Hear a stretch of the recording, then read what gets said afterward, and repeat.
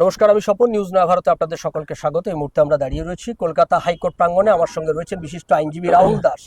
রাহুল দাসের কাছে আমরা যে বিষয়টা প্রথমে জেনে নেব যে আমরা যে খবরটা আমরা প্রথম নিউজ নয়া ভারত থেকে দিয়েছিলাম গোটা পশ্চিমবঙ্গবাসীর কাছে, যে পার্থ চ্যাটার্জি আর অর্পিতা মুখার্জি তারা হাইকোর্টের কাছে আবেদন করছেন রাজ সাক্ষী হওয়ার জন্য চাকরি দুর্নীতি কেসে। তাদের যে পার্থ চ্যাটার্জি অর্পিতা চ্যাটার্জি দুজনেই জেল খেটেছেন। এখন তারা তারা আবেদন করবেন রাজ সাক্ষী হওয়ার।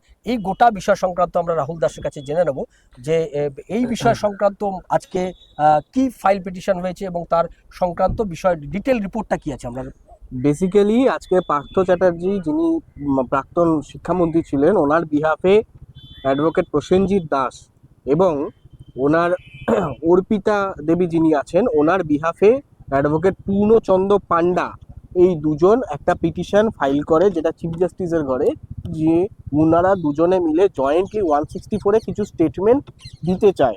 164-এর স্টেটমেন্ট যেটা হচ্ছে সেটা হচ্ছে গোপন জবানবন্দি, যার ভিত্তিতে ওনারা কিছু তথ্য সহ কিছু কিছু তথ্য সহ কিছু কিছু বক্তব্য ওনারা পেশ করতে চায়, যার ভিত্তিতে ধরে নেওয়া যাচ্ছে যে ওনারা হয়তো কোনো কিছু এমন কিছু গোপন ব্যাপার যেটা সর্বসম্মুখে ওনারা কোর্টের মধ্যেও বলতে রাজি হচ্ছেন না, বা কোর্টের মধ্যে বলতে গেলে সেখানে প্রাণ সংশয় দেখা দিতে পারে।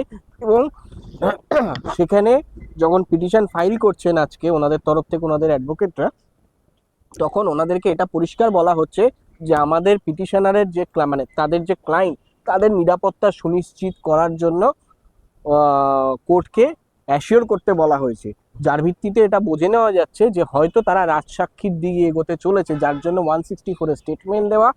এবং যে রাজ্যের প্রাক্তন শিক্ষামন্ত্রী সহ যে অর্পিতা দেবী যিনি জেল খেটেছিলেন, ওনারা দুজনেই নিরাপত্তা সুনিশ্চিত করতে চাইছে এবং নিরাপত্তাহীনতায় ভুগছে, যার পিটিশনে ছত্রে ছত্রে সেটা লেখা আছে, যার ভিত্তিতে এটা ধরে নেওয়া যাচ্ছে হয়তো তারা রাজসাক্ষীর দিকে এগোতে চলেছে। আচ্ছা, এই ব্যাপারে সিকিউরিটি চাইছেন, এই ব্যাপারে কোর্ট কি এখনো পর্যন্ত কোর্টের ভূমিকা কি আছে?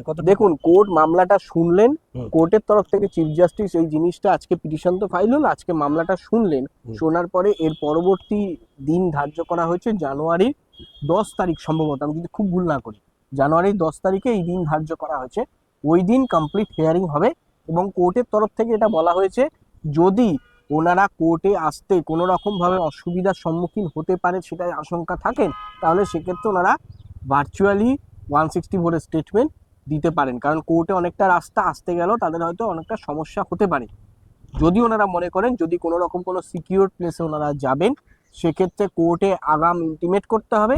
এবং কোর্ট যদি মনে করে সেখানে তারা যেখানে যাবেন সেই সিকিউর প্লেসে, কোর্ট যদি মনে করে তাদের নিরাপত্তা দেওয়া দরকার আছে, যথাযথ দরকার প্রয়োজনীয়তা আছে, তাহলে নিশ্চয়ই court central force protection mobilise করবেন। আচ্ছা, আমার শেষ প্রশ্ন যেটা, যে এটা 164-এ উনি অ্যাপিল করলেন যে কিছু গোপন জবানবন্দি তিনি দিতে চান, এইটা জানার পর যদি ওনার ওপর মারাত্মক প্রেশার আসে, সেক্ষেত্রে উনি যদি পিছু হটেন, তাহলে আইনি কি সমস্যা হতে পারে? আইনি দেখুন, সমস্যার ব্যাপারটা নয়, ব্যাপারটা হচ্ছে 164-এ উনি গোপন জবানবন্দি দেবেন, সেটা তো আজকে পিটিশন ফাইল হয়েছে এবং সেটা আজকে রাজ্য সরকারের তরফ থেকে কেন সবাই জানতে পারবে, এই কারণে সবাই জানতে পারবে কারণ পিটিশনটা ফাইল হয়েছে, যখন রেজিস্টার্ড হয়েছে 164-এ স্টেটমেন্ট দেবেন, তো এটা আজ না হোক দুদিন পর হোক জানতে পারবেন।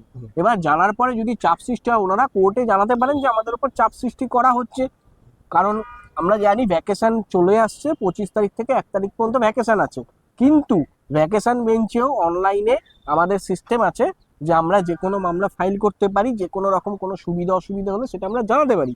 ভ্যাকেশন বেঞ্চে সেই মামলা পড়ে এবং সেই মামলা যদি ভ্যাকেশন বেঞ্চে আসে, সেখানে তারা নিশ্চয়ই তাদের প্রোটেকশন দেবে, কোর্ট নিশ্চয়ই প্রোটেকশন দেবে, কারণ কোর্ট তো আসল দুর্নীতি রাঘব বোয়ালটাকে ধরতে চাইছে, জুডিশিয়ারি সিস্টেম তো মাথা ধরতে চাইছে, এবং সেই ভিত্তিতে তারা যদি সাহায্য করে তাহলে কোর্ট নিশ্চয়ই কোঅপারেট করবে, জুডিশিয়ারি সিস্টেম নিশ্চয়ই কোঅপারেট করবে। আচ্ছা, এই যে 164-এ অ্যাপিল হলো, এটার পরে আমরা আপাতত জানি যে এই ব্যাপারে সিবিআই ইডি চার্জশিট দিয়েছে।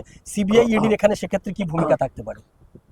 সিবিআই ইডিকে চার্জশিট দেওয়ার পরে সিবিআই ইডির ভূমিকা এটাই যে জুডিশিয়ারি সিস্টেমে যদি কোনো উনি তথ্য, কনক্রিট এভিডেন্স কোর্টের কাছে সাবমিশন করেন এবং কোর্ট থ্রু সেটা যদি সিবিআই এর কাছে বা ইডির কাছে যায়, তাহলে হয়তো তদন্ত আলাদা মোড় নেবে এবং তদন্ত আলাদা গতি পাবে বলে এটা আমাদের ধারণা, এবং হয়তো না সেটা বাস্তবিক, কিন্তু সিবিআই বা ইডি যদি ঠিক মতো তদন্ত করে তাহলে মাথা অবশ্যই ধরা পড়বে। মাথাটা কে সেটা পশ্চিমবঙ্গে সবাই বুঝতে পারছে, কিন্তু সিবিআই ইডি জানেও জেনেও কোনো জায়গায় গিয়ে খেই হারিয়ে ফেলছে বা কোনো জায়গায় প্রমাণের অভাব হচ্ছে। আমরা বুঝে শুনে নিলাম যে আজকে পার্থ চট্টোপাধ্যায় এবং অর্পিতা মুখার্জি নিয়ে যে আলোচনা চলছিল 164 তারা অ্যাপিল করেছেন এবং এটা মনে করা হচ্ছে এবার তারা রাজসাক্ষীর দিকে এগোচ্ছেন, গোপন জবানবন্দি থেকে রাজসাক্ষীর দিকে এগোচ্ছেন। আমাদের নজর থাকবে আগামী 10ই জানুয়ারি ঠিক কি কোর্ট কি এই ব্যাপারে কি নির্দেশ দেন এবং তার পরবর্তী পরিস্থিতি কি তৈরি হয় আমাদের সেদিকে নজর থাকবে। আপনাদের নজর থাকুক নিউজ নয়া ভারতের পর্দায়। নিউজ নয়া ভারত, আপনার কথা বলে। নমস্কার।